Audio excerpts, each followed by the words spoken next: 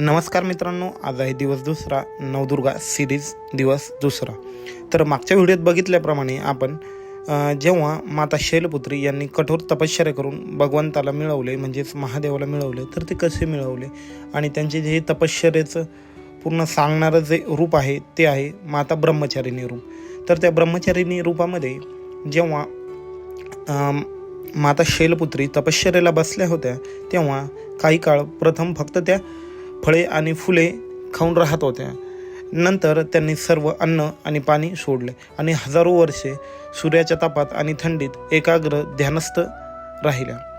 नंतर त्यांनी झाडाची पाने खाणेही बंद केलं आणि फक्त एका पायावर उभे राहून तपश्चर्या करू लागल्या. त्यांच्या या तपाने आणि अतूट भक्तीने संपूर्ण ब्रह्मांड हादरले. भगवान ब्रह्मा यांनी त्यांना दर्शन दिले आणि त्यांना ब्रह्मचारिणी असे नाव दिले.